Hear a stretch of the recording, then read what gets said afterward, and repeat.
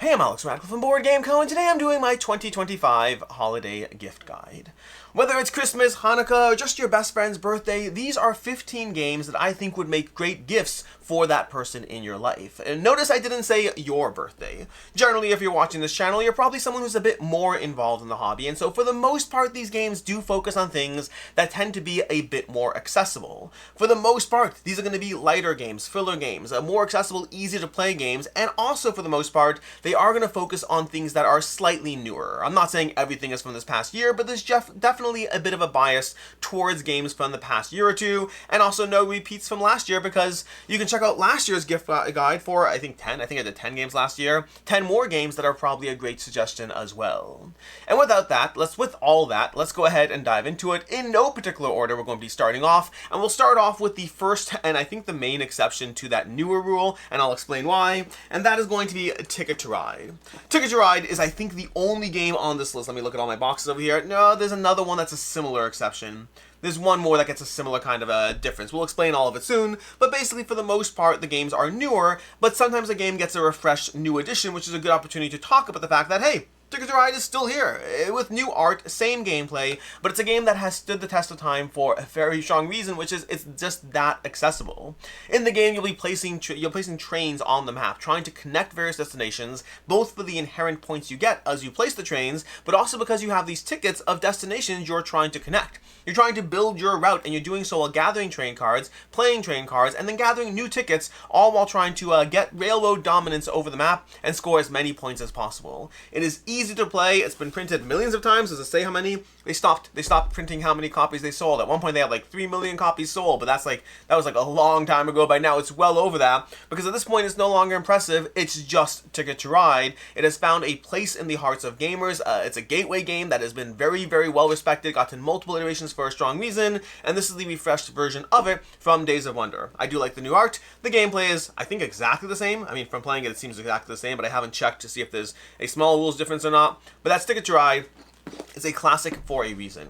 Next up, we're going to have one that I don't actually have the box for, so I'm going to give you my placeholder on this. This is The Light in the Mist. The game I actually want to talk about is Morrison Game Factory. In fact, I think The Light in the Mist was in my gift guide last year. But Morrison Game Factory is from Post Curious. Post Curious makes fantastic puzzle games, and I generally think they make great gifts because that kind of escape room vibe is something that's more familiar to the average non-gamer in your life, because it's just about solving puzzles. And The Light in the Mist is fantastic. I'll talk very briefly about this one. This is a set of tarot cards giving you a bunch of sequential puzzles to go through. Well, sequential is kind of up to you, but I like going through it sequentially. You can just go ahead and grab a tarot card, solve the puzzles, gives you a little bit of a narrative journey that you're on along the way. It's a great game. Check it out. But really, I want to talk about the Morrison Game Factory, but I don't actually have that one anymore, because after finishing it, I kind of reset it and gave it on to somebody else. But I think it's a fantastic game, and it's one of those few games that when you say, could you forget it all so you can do it again, that applies to the Morrison Game Factory. It's a puzzle about trying to figure out what's going on at this factory that's shut down that used to make games, and what is the story behind all of it. It's an emotional roller coaster. It is strategically satisfying and plays in, I want to say, 2 to 4 hours, maybe 3 to 4 hours. It's a great game to go through with either you, your significant other, just gift it as a friend to whoever. It's just a great game that is both strategically satisfying and emotionally satisfying, and I wasn't expecting the latter to be part of it when I dove into it. That's the Morrison Game Factory from Post Curious. Then on this side, we have a bunch of Lorcana. Now, I don't just want to say Lorcana. I happen to have a bias towards Lorcana because I go through it with my daughter and we have a lot of fun building decks, going head to head. We don't really play it competitively in the competitive scene or all that, but we go head to head, and we play cooperatively, which is something you can do with this Palace Heist over here. But I'll also say, before diving too much into this, Star Wars Unlimited is also fantastic. It's not making my official list, but Lorcana. There's Lorcana over here. There's Star Wars Unlimited. There's a whole bunch of TCGs that are going to appeal to anyone in your life, although TCGs can be a dangerous game to get into. Personally, I dive into Lorcana kind of loosely. The occasional booster box once or twice a year, which again is not a small amount, but more often than not, it's buying a bunch of used common cards and whatnot on eBay, getting a nice lot of cards to be able to build your foundation, and then from there you augment it with the occasional decks, the occasional booster packs that will help actually give that fun feeling of unpacking and finding cool cards. But Lorcana is very accessible because of the Disney nature of it. It has that generational appeal because people of all generations have enjoyed Disney, and so it gives something that's fun for you, fun for your kids, fun for whoever. It's a lot of fun to dive into. The newest products that they have over here is they have the Lorcana gift box over here. This is 5 booster packs, little gift box from this Frozen Fun. We have the Palace Heist Luminaires Quest over here. This is basically giving you the cooperative version of the game. They had one with Ursula, which I thought was good, and this Jafar one is hard. Like, it is a challenge. It's like there's multiple difficulty levels, and the first ones are even challenging, so you really have to build your deck around it. But if you like the appeal of a trading card game built around Disney, but you don't want to go head-to-head in a competitive nature, then I think this is a great game that you should definitely check out. I do recommend the Ursula's one as well. I think that might have been in last year's gift guide, but this one I think they took it to the next level. Jafar is a much better cooperative system. And then lastly, they have a series of puzzles. This is just one of their puzzles. They have, like, I think one for each color, if I'm not mistaken. Maybe they only have 4 of them. They have a bunch of these puzzles featuring gorgeous art, the unique art from the game. Like, Lorcana brings its own art to the table, and if you want to see that Disney art recaptured in puzzles, I think these puzzles are very solid. And also, Lorcana's from Ravensburger, and Ravensburger is known to make puzzles. Like, lots of puzzles. I hate to say it. There are a lot of games that make puzzles that the puzzles aren't the best quality. Like, I want to like those puzzles because I like the games and the art is beautiful, but sometimes they're not the best quality. But this is from Ravensburger, who they make puzzles. Like, they know what they're doing, so you're safe in their hands as far as a Lorcana puzzle goes. Then from there we have, let's go with Spirits of the Wild. And I guess I'm realizing now there's a few of these. Spirits of the Wild is another game that technically is older, but is out of print for a long time. And as much fun as this game is, paying $100 for a used copy of an out-of-print game is a little harder to justify as a gift. That said, Spirits of the Wild, The Awakening from Mata and Mattel. This is a refreshed version of the game, giving you all the content of the original with additional content. You also have more animals, more spirits, more ways to try to mix match what you're trying to do as you draft stones. You're basically trying to draft these pebbles, using a variety of actions to figure out how to take and add pebbles to this bowl, and then using the various spirits as well for those fun actions, and you're trying to fulfill the various goals. It's very simple to teach, it's very simple to play, it's a strongly accessible game, and Mattel gave it to this a new version of it with expansion content included, all for $15, which feels like a steal of a price. Something like this for $15 doesn't feel like the kind of thing we see nowadays, and we're seeing it nowadays. So check out Spirits of the Wild if you want light, accessible, fun gateway gameplay. It's 2 players only. I should note that, so this is not a game for 1, it's not a game for 5. It's a 2-player only game. Then we have, let's go with our last Refresh Edition over here. I think it's the last one. I think it's the last one. Last Refresh Edition. This one is Parks 2nd Edition. So again, I said this list favors the new to a large extent. The exceptions are going to be Ticket to Ride, Spirits of the Wild, and Parks, which are all newer versions of existing games. But Keymaster is bringing Parks back with a big box version, including the expansions all together in a nice box with updated art, updated everything, updated, I believe there's some small tweaks to the rules, but overall for the most part, it's the same game. Parks is a game that I've always said I really enjoy this because it is both gateway friendly. It's a kind of game you can just dive into playing casually without having to overthink the strategy of it all, but it also can be absolutely cutthroat. Like, it can really be totally cutthroat in this game as you try to tactically maneuver and block each other and light the campfires and get to the end and take their tiles and get all the equipment and gear. It is a very strongly satisfying game that is, again, it's easy to teach, it's easy to play, and if you're playing it with your game night, you can be playing it on a different level where you're really being sharks with every single move you take. I've always appreciated that about Parks, and now they have a refreshed big box version of it that, again, gives you all the good things you had in the original, but this time it all fits into one giant nice box as opposed to having to try to make it all work and cram it. It's better. It's better this way. This is the new version of Parks, and it's a good time to jump into it. On this side, we have a smaller box one called Logic and Lore. Do not sleep on this game. If you like deduction, this is a game you should be checking out. It's beautiful to begin with. Overall, the art is fantastic, but this is a little puzzle game. It's 2 players head-to-head. You're trying to figure out where your cards are, and you're going to do so by asking questions. Are these cards in the right place? Is this card higher than this card? Is this card on the right side of the board? You have all these questions that you have access to, and choosing the right questions and being able to take the right information from the combination of questions you ask, that's the puzzle of this game. It is surprisingly satisfying. I really think that if you like deduction in any way, this should be on your list. Or more specifically, if you're giving a gift to someone who likes deduction, this should be on your list to give them that gift because it's a relatively affordable, it's a small box puzzle, great for 2 players, only for 2 players, so it's only for 2 players, but it does give you that deduction feeling. It's the kind of thing that a non-gamer can play as much as a gamer because we can all enjoy and appreciate the puzzle of just trying to solve something. This is all about the logic Less so about the lore, honestly, but the lore part makes for a good name. But beautifully produced and great gameplay, this is an excellent gift to give. Then we have over here, let's go on this side, we have Alibis.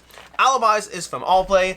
This is one where you're trying to cooperatively figure things out through giving word clues to each other. So if you like games like Codenames, like So Clover, like Just One, if you like that kind of genre of games, Alibis is one that you should definitely be checking out because it fulfills that same kind of feeling. In the game, you're trying to figure out who is the odd one out. There's a bunch of cards that will be out, variable depending on the player count, let's say 13 cards or whatnot, and these 13 people all have words assigned to them, and each player has various clues that they're trying to connect various ones. But between the players, let's make it simple. Let's say you're playing a 6-player game. Each of you have 2 characters. That means 12 characters are accounted for, and 1 isn't. You're trying to figure out the one that isn't. But I'm trying to give you clues that will connect things. So I might have the word dirt and the word, I don't know, umbrella. I might have dirt and umbrella as my two words there. And I'm trying to connect the two, and I might sit there and say rain. I don't know. Maybe I'll say muddy. Muddy could do it. Muddy is like wet and dirt. Maybe I'll say muddy as my clue that I give to the table. Hopefully players will look at the 13 words on the table, be able to connect dirt and umbrella, but then again, 6 of us are doing it.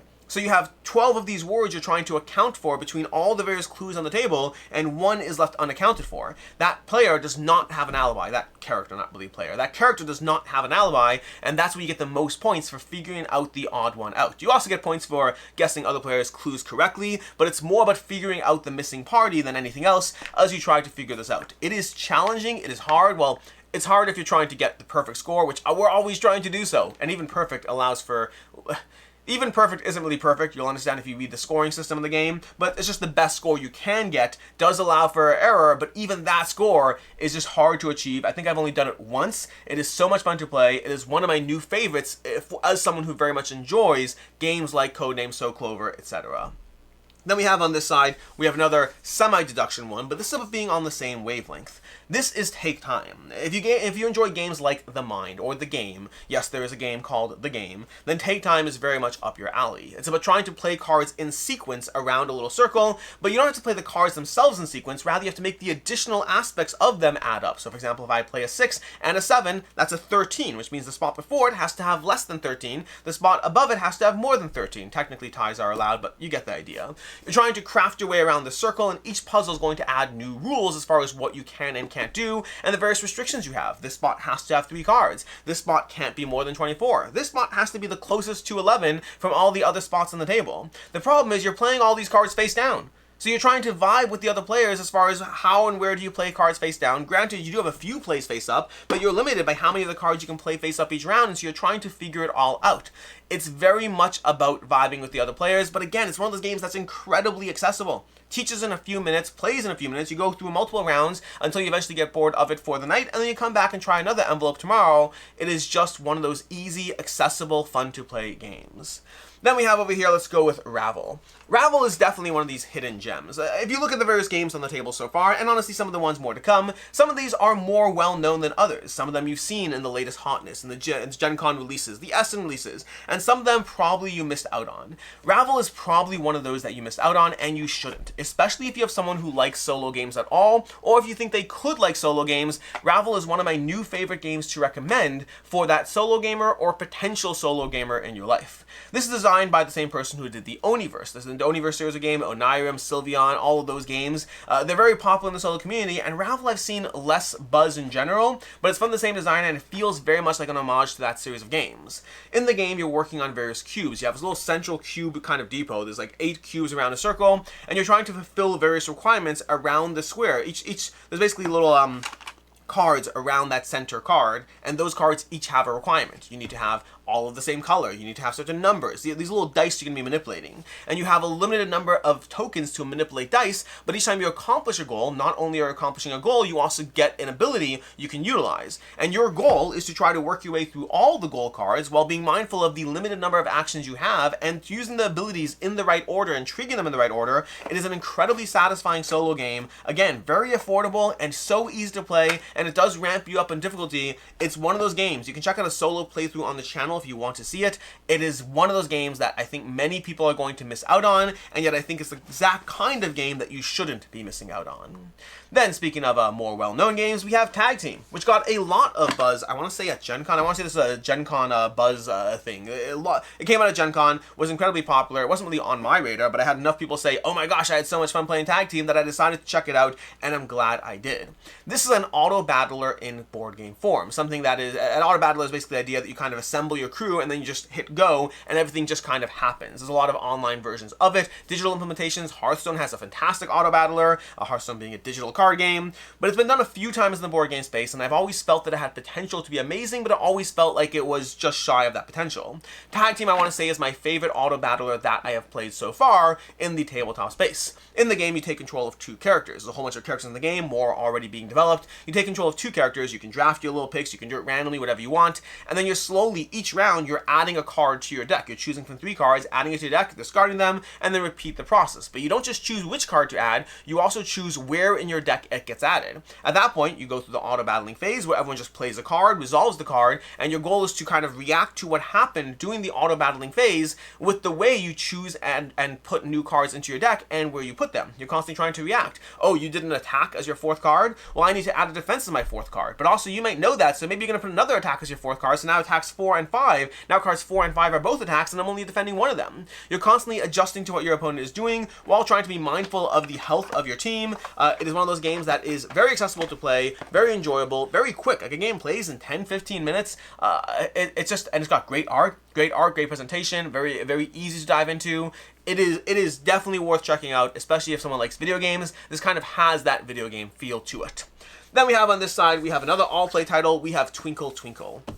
Twinkle Twinkle is incredibly charming. This is the expansion box because I have it all included in one box. A little bit of lid lift over here, but I got rid of an entire second box, so I'm happy with that choice. But Twinkle Twinkle from Allplay is a game of tile laying where you're basically placing these acrylic tiles onto a little galaxy pad, connecting various stars, as well as other features. There's the base game features, and there's expansion features. You could have aliens, you could have black holes, planets, satellites, and more as you try to figure out how they all go into your little 5x4 grid. You're placing 20 tiles, that's all you're placing, and you're trying to figure out how to draft them all to be able to build the best and highest scoring galaxy.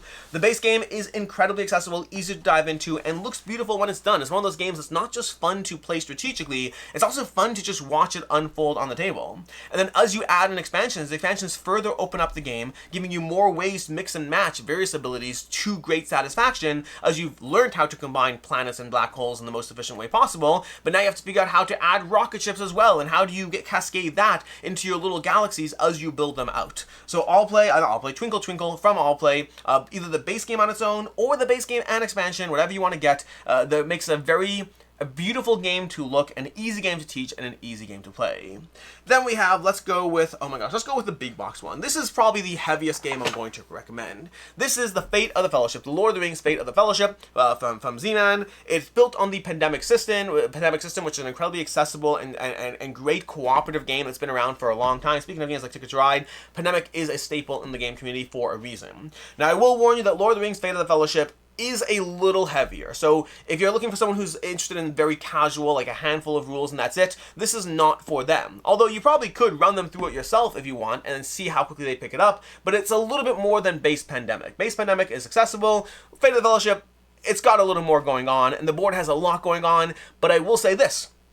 If you have a Lord of the Rings fan in your life, there's a decent chance that it will not be quite as overwhelming because they will be enraptured with the lore and the universe, and they'll know the places and locations on the board. So the higher they are, either a tabletop gamer or a Lord of the Rings fan, the better this choice is. Versus if they're kind of a casual Lord of the Rings fan, like if they like the movies but they don't watch the director's cuts and all that, and they're also not tabletop games, this might be a bit too much for them. In that case, go with something like The Hobbit There and Back Again, which is also a relatively newer title, an accessible roll and write game that is for that more casual tabletop and more casual Lord of the Rings. But again, if you are a hardcore fan of either tabletop or Lord of the Rings, I think this is worth getting. This allows you to play through the adventures of the Fellowship, and it's one of the more thematic Lord of the Rings games I've played. No, I have not played War of the Ring, for you hardcore gamers out there. I have not played that one. I know it's amazing, I know it's incredible. I haven't played it yet. And so for me, from the Lord of the Rings games I have played, this allowed me to feel immersed in that journey, to be able to craft my own little versions of what happened. That sometimes felt like a testament to the actual stories that played out, and sometimes felt like my own little side fan fictions that I was playing out as I ultimately sought to go ahead and destroy the One Ring. In the game, you have 4 core quests. Your last one is always destroy the One Ring, and the others are taken from a whole smorgasbord of quests, which represent various things that happened during the actual story, and you have to kind of accomplish these quests. Whatever they all represent moments in the time, moments in the journey that happen, and then you're trying to utilize your actions each round to move your characters around the board and to accomplish these quests, rallying the forces of Middle-earth, trying to take down all the various enemies along the way, and ultimately guiding Frodo towards Mordor, where he can throw in the One Ring, towards Mount Doom, where you can throw in that One Ring. Lord of the Rings, Fare the Fellowship, a fantastic game, did not disappoint. I'm a huge fan of it. Then, we're getting harder and harder to stack these games over here. Then we have 3 left over here. We're going to go with next is Forest Shuffle. And actually, Forest Shuffle Dartmoor is the newest version over here, but both Forest Shuffle and Forest Shuffle Dartmoor are excellent. I've been playing more Dartmoor recently because it's new to me, but both of them are fantastic games, and I'd argue that Forest Shuffle might be the better first pick.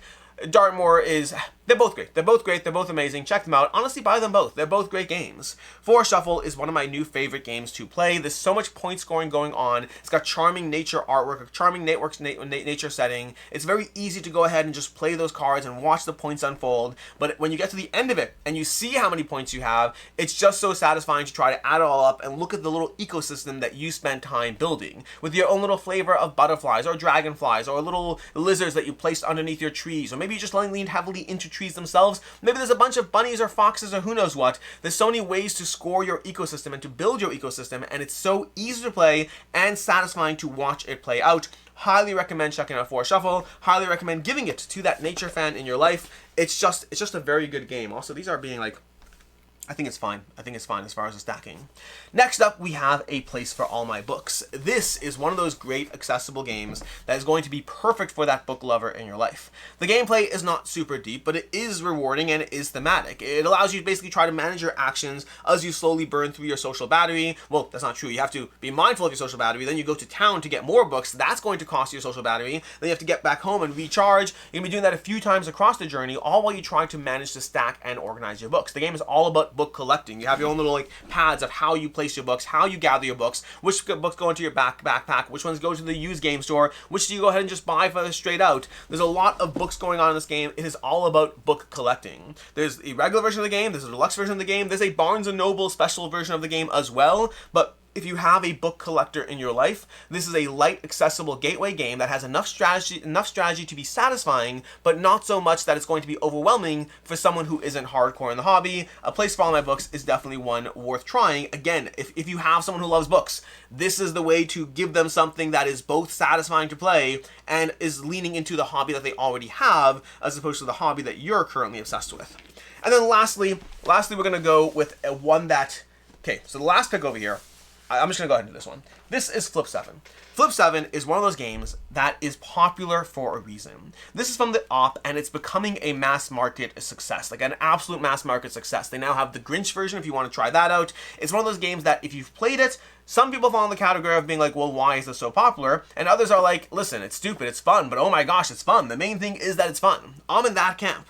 I play Flip 7 with my family constantly. They cannot get enough of this. They are constantly asking to play it and to go ahead and just continuously flipping cards until someone gets to 200. The basic idea of the game is to push your luck system. There's a bunch of cards. There's 12 12s, there's 11 11s, there's 7 7s, there's 5 5s, there's 4 4s, there's 1 1, and there's also 1 0, which breaks the rule, but there is 1 0. And as you flip these cards, you're getting points, which is the whole point of it. But if you ever flip a double, if you flip an 11 when you already have an 11 in front of you, you bust, you get no points. And so it's a constant game of trying to figure out how far do you want to push. What are the stats around whether you will or won't be able to flip, whether you will or won't flip into a card you already have and lose everything you've achieved. When you choose to stop, you save those points. You basically store them. You got 37 points. Boom. Lock in those 37 points, and then everyone sees how many points they got for the round, dive into another round, and keep going until someone gets to 200.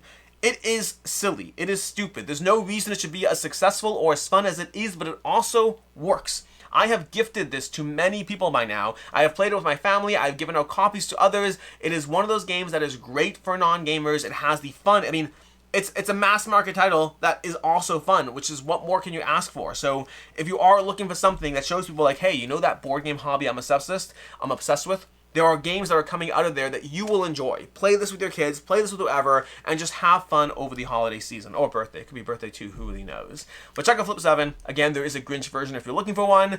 It's fun. I don't have anything, I mean, it's fun.